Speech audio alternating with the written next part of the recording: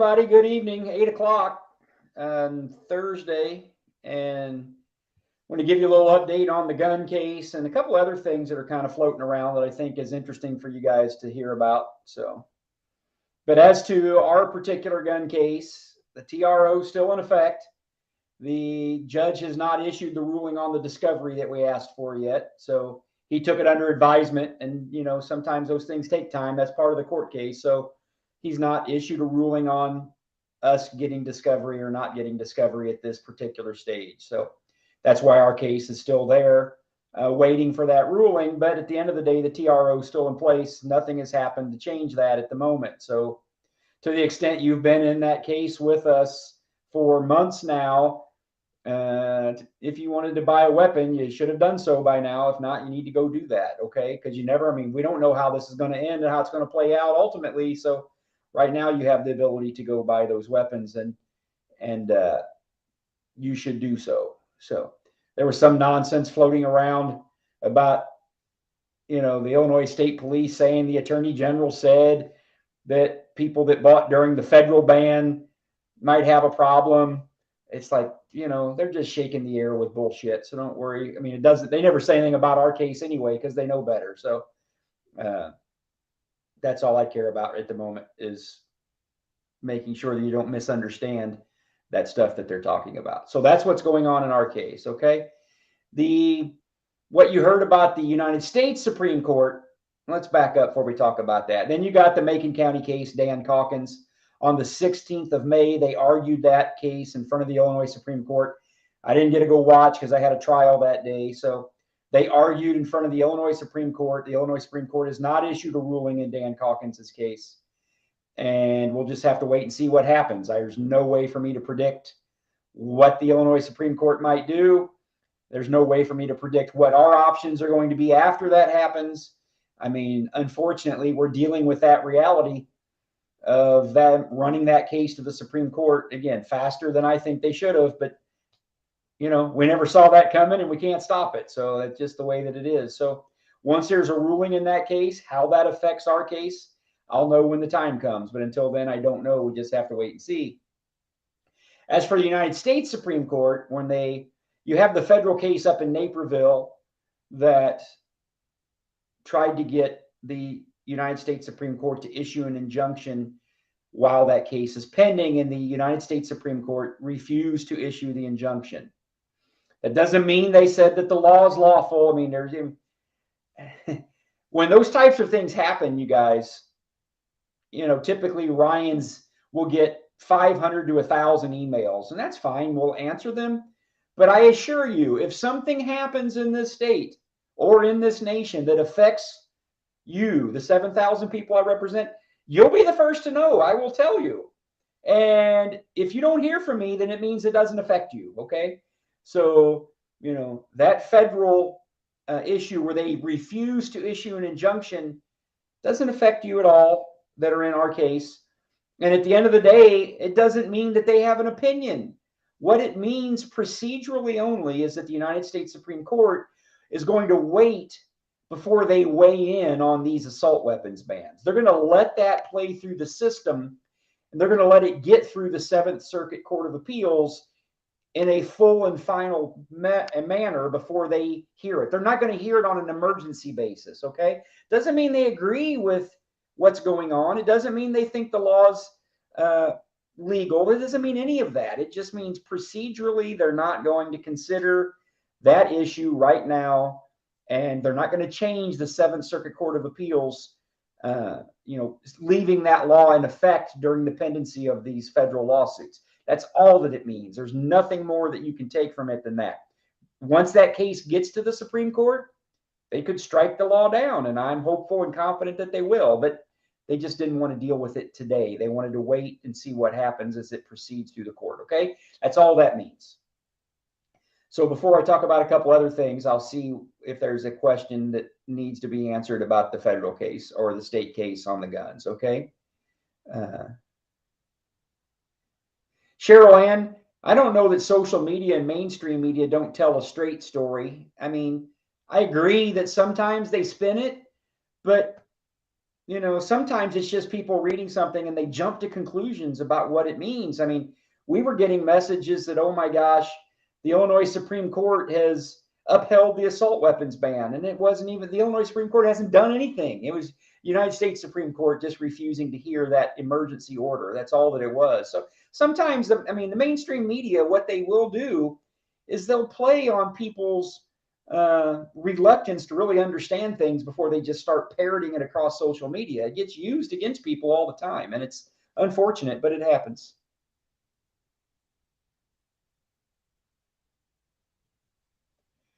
I don't recommend. I mean, again, you can. Somebody's asking, do I recommend a certain person? Again, I don't listen. I don't go out and listen to these videos of people talking about what's going on in Illinois, the Second Amendment cases. I mean, I know what's going on. And again, I keep at least people apprised the best I can, certainly about the cases that I'm in. But whether somebody's doing a good job or a bad job of explaining technically what's going on, uh, I don't pay attention. I mean, Governor Pritzker put out some bullshit the other day about how thankful he was that the United States Supreme Court left his law in place, blah, blah, blah. And it was just political bullshit of, the Supreme Court didn't do anything other than say, we're not going to hear this right now. So but don't listen to politicians, right? Don't listen to slanted media, because most of the time they're trying to convince you of something that may or may not be true.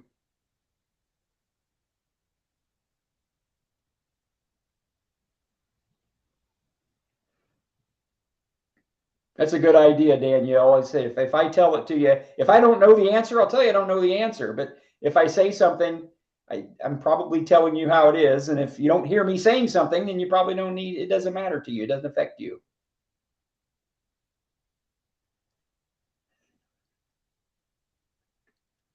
How does the Southern Illinois East St. Louis judge injunction affect the gun bill? I don't understand the question, but his injunction's been put on hold by the Seventh Circuit Court of Appeals. So again, I can try the best I can to give you guys all these interworking parts, and I just don't want to confuse you. So the 7,000 people in our case, you're still in the same position you've been in for months, and nothing's changed, at least as of today.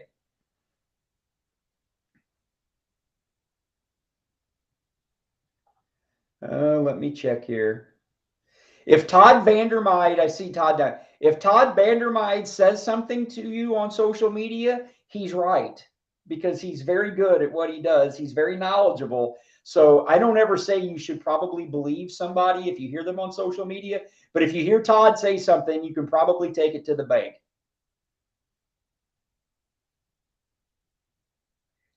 There's somebody's talking about what the Illinois State Police are saying. I don't care what the Illinois State Police says. Guess what? They don't make the laws. They're not judges. They can't do a damn thing. So, if you're one of my clients, don't pay two shits of attention to what the Illinois State Police says, okay? You can tell them that I said that. I don't give a shit what the Illinois State Police says about anything as it relates to you if you're my client. Don't worry about them, all right?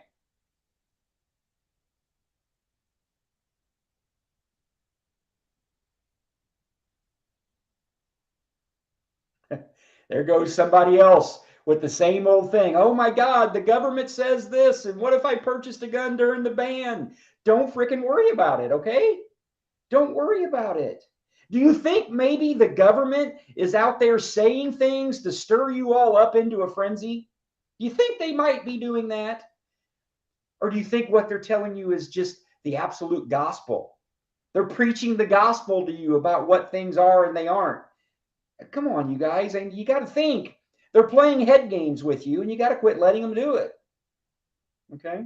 If there's a problem about something you've done while you're a client of mine, I'll tell you. Until then, don't try to make things up, because you're falling into their trap and you're doing exactly what they want you to do. Okay?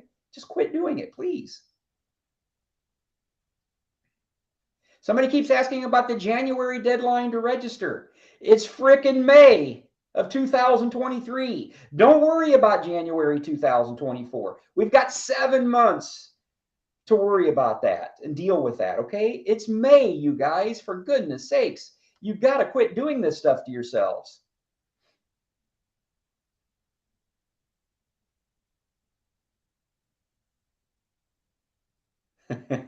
The sky is falling, Chicken Little, right? I mean, government just messes with, in Illinois, they're mess with your guys' heads. They did it during COVID too. You're all in a frenzy about the COVID mandates and oh, this mandate and that mandate, and governor said and Department of Health said. It's like, come on, guys, you gotta slow down. They use that human condition of yours against you all the time, using it against you all the time, you guys.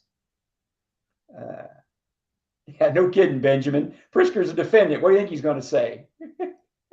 I don't need to add to that, Benjamin.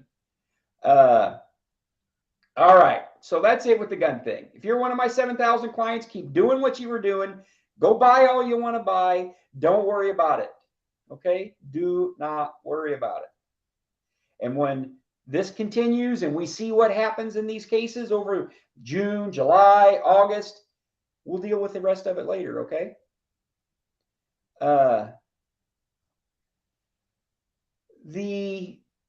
What else I want to talk to you about? Oh, so there was a bill presented. You guys will like this. There was a bill, a gut and replace bill. Remember the old gut and replace bullshit? They proposed one yesterday or the day before where they're trying to pass a law that's in committee, I think, I don't know, to where anybody that wants to sue to have a law deemed unconstitutional, like we did in our case, right? You have to file that case in Cook County or Sangamon County. And I just started laughing when I saw that, because you might as well just call that the anti-divorce / his client's bill, because they don't like the fact that, you know, there are judges that disagree with them, and they think if they can have these cases filed in where they want, in the state capitol or in Cook County, that they'll get judges that will do their bidding for them. It's forum shopping. It's ridiculous. And it's probably illegal too, to try to unconstitutional to pass a law like that. But just think about that, the irony of that. They want to pass a law that tells you as a citizen that if you're going to sue to say a law that was passed was unconstitutional, you got to file it in Cook County or you got to file it in Sangamon County. It's absolutely ridiculous. It just shows you how weaselly all these Democrats are. They're a bunch of weasels, every one of them.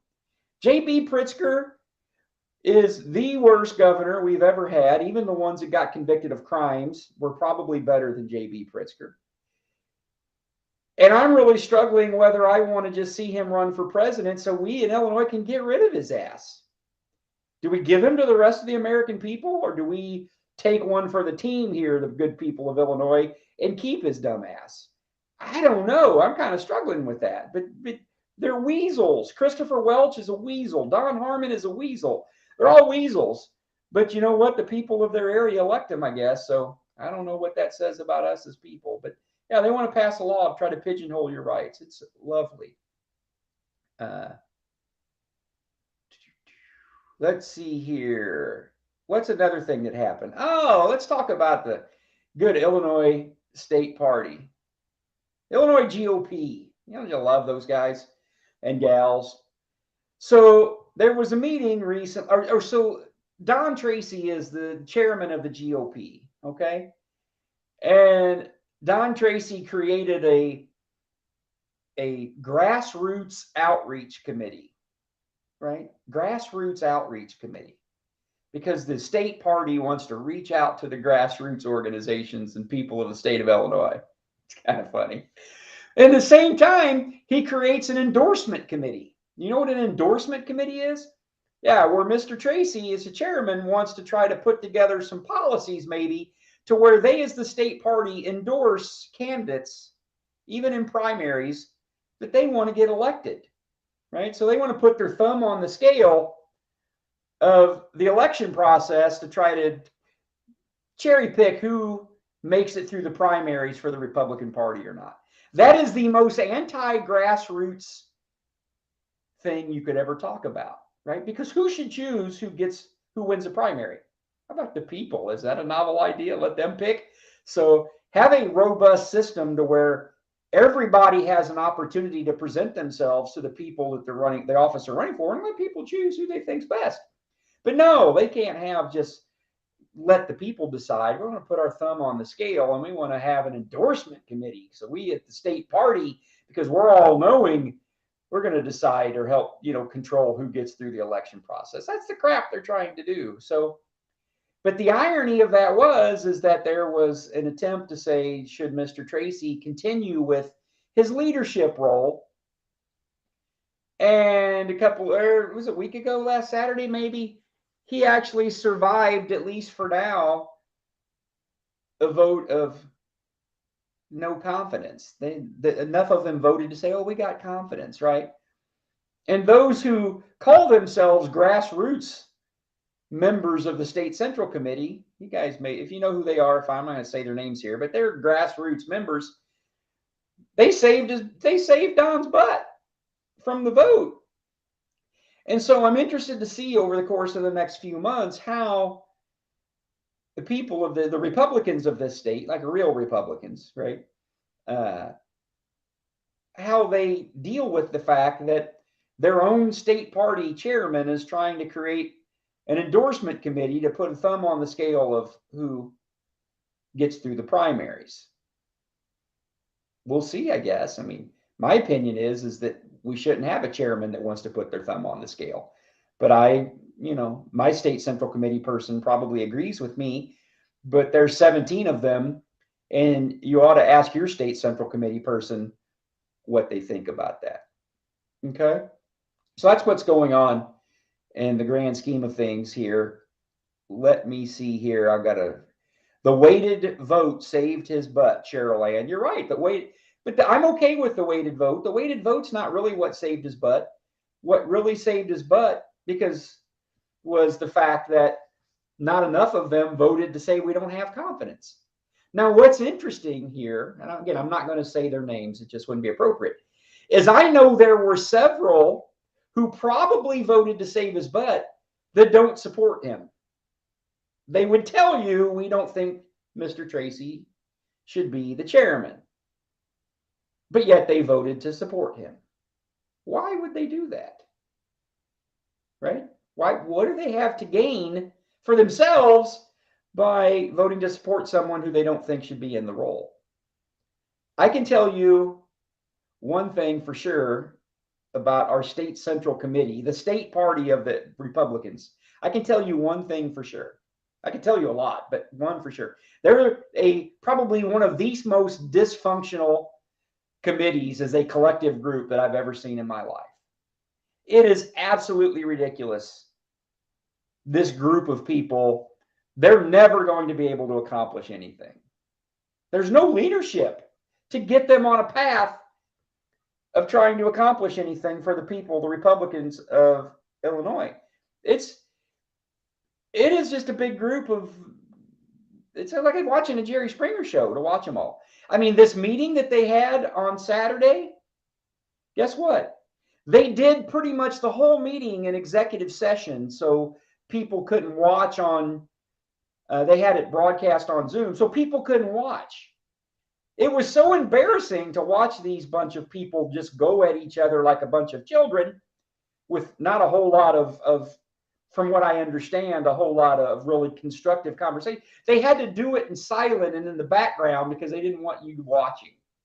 That should say enough. If you're going to have a state central committee that's going to be normal and functional, they should let people watch. What are you trying to hide?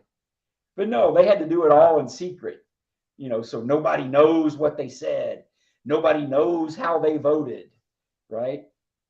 And, people know how they voted, I think, because, it started getting around pretty quickly. Heck, somebody called me within 10 minutes after they voted and was telling me how people voted. And I'm like, okay, I don't know who told them. They weren't going to tell me. I wasn't going to ask. But yeah, it's no secret, I suspect. But yeah, the state party is a complete shambles. And with all due respect to Mr. Tracy, he doesn't have the leadership skills to fix it. Nice guy. I don't have a problem with him. I talked to Don, but he doesn't have the skills that it takes to run that party. And we're going to have to do something about that long term. But, they're all in survival mode and they want their little piece of the puzzle going to, the presidential elections coming. So they want to be able to go hobnob with people. And so they'll fight tooth and nail to stay in these positions they shouldn't be in. Let me see here. Yeah, you're right, Cheryl. PCs, vote them in. You can vote them out. You ought to, If you're a precinct committeeman for the Republican Party, you ought to go to your state central committee person and ask them how they freaking voted. If they vote to keep Don, if they did, maybe if your precinct committeemen don't like enough of that, then throw their ass out.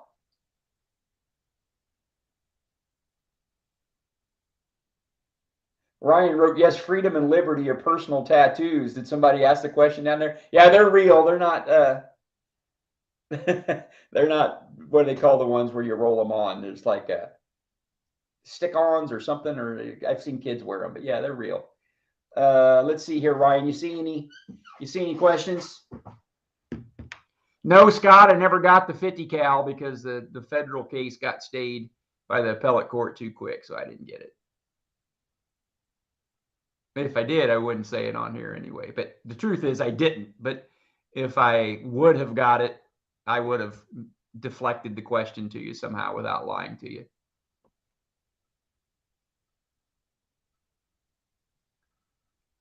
We all need some bourbon. Yeah, I need some bourbon too. No, I've not looked at, Ron, I've not looked at that House Bill 218, sir.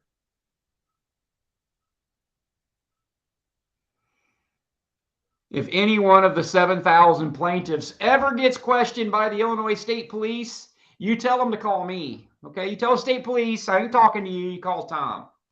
I'll deal with them, okay? Chicks are good, John. They're asking about the meat chicks. I'll give an update on them later.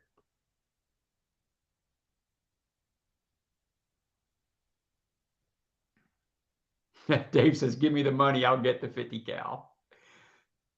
All right, guys, I think that's about it. Ryan didn't put any questions up there, so that's about it. Our case is still going. I'll let you know when we get an update. If there's anything that happens in these other cases that affect you, you get an update.